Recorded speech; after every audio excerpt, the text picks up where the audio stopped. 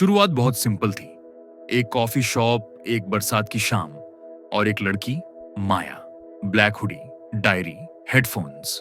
उसने मुझे देखा और बस एक लाइन कही, तुम समझने वाले लगते हो। उसके बाद सब तेजी से हुआ। हम रोज मिलने लगे। छोटी छोटी बातें, डीप कॉन्वर्सेशंस और वो आंखें जैसे हर बार मेरी सोल तक पहुंच जाती थी। मैं खींचता चला गया। मुझे लगा ये रियल कनेक्शन है। वो कहती थी, तुम्हारे बिना मैं कुछ भी नहीं हूं आरव। पहली बार किसी ने मुझे इतना जरूरी महसूस कराया था, मगर मैं नहीं जानता था ये जरूरत नहीं थी, ये एडिक्शन बनने वाली थी। धीरे धीरे माया ने मेरी लाइफ में हर कोना भर लिया। सुबह की पहली कॉल, रात की आखिरी चैट, हर बात का परमिशन, हर प्लान का रिपोर्ट कार्ड। कभी बोलती, आज तुमने मुझे मैसेज लेट क्यों किया। कभी पूछती, वो लड़की कौन थी तुम्हारी स्टोरी में।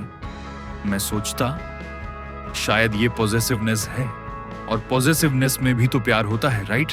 लेकिन फिर शुरू हुआ गिल्ट ट्रिप। मैंने एक दिन अपने दोस्तों के साथ प्लान बना लिया, बिना उसे बताए। उसकी कॉल आई, रो रही थी, सांसें तेज। मुझे पैनिक हो रहा है, तुम मेरे बिना चले गए, तुम अब बदल गए हो। मैं गिल्ट में डूब गया और उस दिन सब कैंसिल करके उसके पास चला गया। ऐसे छोटे छोटे गिल्ट के थ्रू उसने मेरे ऊपर कंट्रोल बना लिया। मैं जिम ज्वाइन करता, वो पूछती किसके लिए फिट हो रहे हो। मैं अपने भाई से बात करता, वो बोलती तुम्हारे पास अब मेरे लिए टाइम नहीं। धीरे धीरे मैंने खुद से मिलना छोड़ दिया। जो चीजें मुझे खुश करती थी वो अब गिल्ट देने लगी। मगर ट्विस्ट तब आया जब मैंने उसे एक दिन उसके पुराने कॉलेज फ्रेंड के साथ देखा, एक कैफे में, हाथों में हाथ, हंसी उड़ती हुई। जब मैंने पूछा, ये कौन है, उसने कामली कहा, जस्ट एक दोस्त। मैं चुप रहा। उल्टा उसने मुझ पे ही इल्जाम लगा दिया, तुम तो ऑब्सेस्ड हो, सफोकेटिंग हो, टॉक्सिक हो। और मैं खुद से नफरत करने लगा। थेरेपी जाना पड़ा मुझे, क्योंकि एनजी शुरू हो गए थे। थेरेपिस्ट ने पूछा, क्या तुम उससे डरते हो।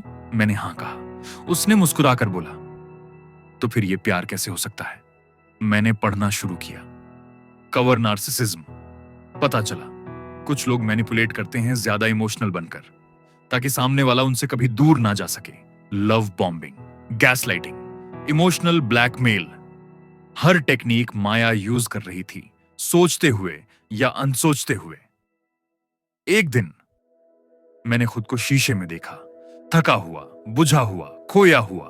मैंने उसी दिन माया को मैसेज किया, वी नीड टू टॉक। हम मिले। मैंने कामली बोला, मैं यह और नहीं कर सकता। वो मुस्कुराई और बोली, finally I was getting bored anyway. बस इतना कहकर वो चली गई। उसके जाने के बाद मैं टूटा नहीं। मैंने खुद को वापस जोड़ा।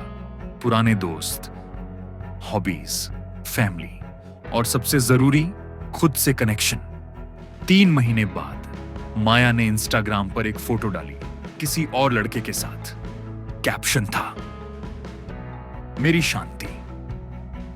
मुझे बस एक बात समझ आ गई थी उस दिन, कुछ लोग प्यार नहीं करते, वो बस खुद को अकेला नहीं छोड़ना चाहते।